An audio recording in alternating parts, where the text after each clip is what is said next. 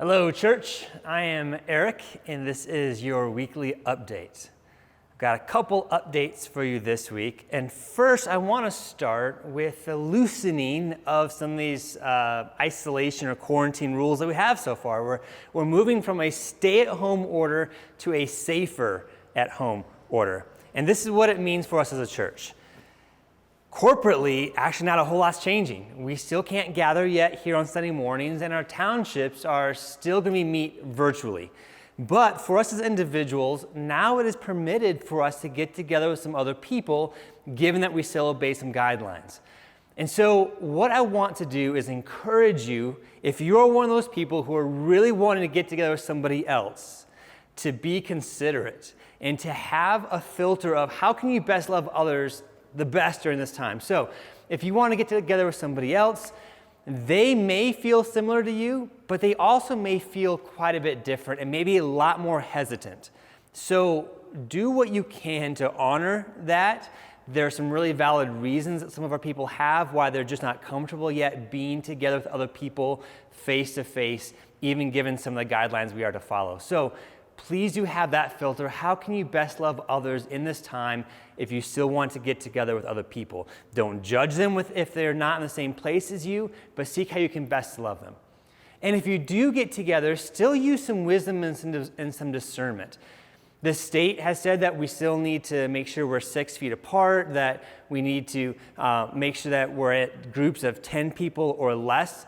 In fact, I'll send up a follow-up message to this video update later today on CCB, and I'll have a link on there with some of the guidelines that our county has put in place on just how to be wise during this time.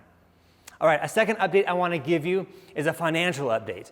This pandemic has affected churches and nonprofits and businesses all in different ways, and so I wanted to provide you a little update on how it's affected us.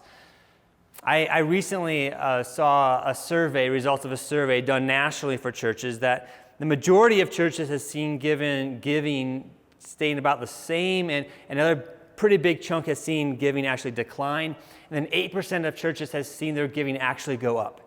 Well, by God's grace and by your generosity, we are a part of that 8%. Our giving has been strong. In fact, it's even gone up a little bit. So I want to thank you for your generosity. One of the things we've been able to do over the previous couple of months is, as a result of your generosity, increase our financial support of Josh McGeehan, who is also on staff here.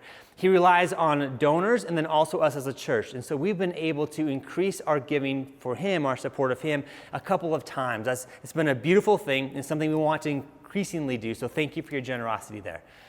All right, my last update is a building update. As many of you know, shortly before the pandemic hit, we were making plans to start a campaign to raise funds to buy a building, our first ever building. The current space we're in now, we rent.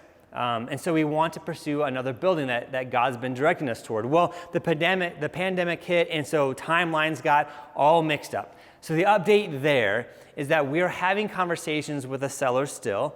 They are still interested in selling to us. They see it as a great ministry opportunity, which I believe it is as well. And there's some productive conversations going. So far, no firm timeline has been created. There's still a lot of uncertainty around how is this pandemic going to play out in the coming weeks, but some productive conversations are happening.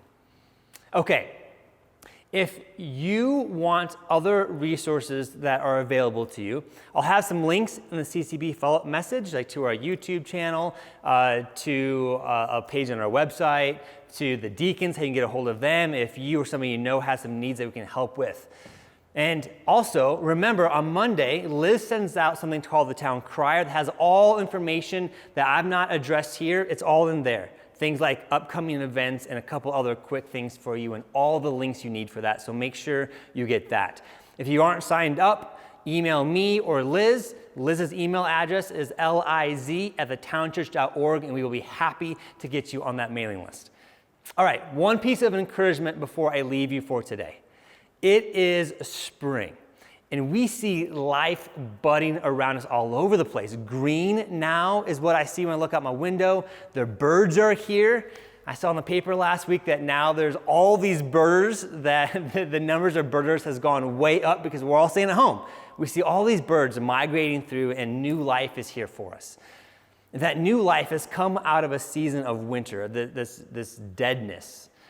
And this is a macro theme of the Bible, isn't it? Of our spiritual lives, that when we come to know Christ, we die to ourselves, and then he gives us true life indeed. We see this throughout our maturing in the Christian faith, that we die to certain things ourselves, and then God gives us life, and maybe, in fact, a little bit different than we anticipated, but it's more fuller life instead. I think this pandemic has been doing that for all of us in lots of different ways as well. We're experiencing little deaths and large deaths and everything in between. So here's the encouragement. After death comes life by the grace of God.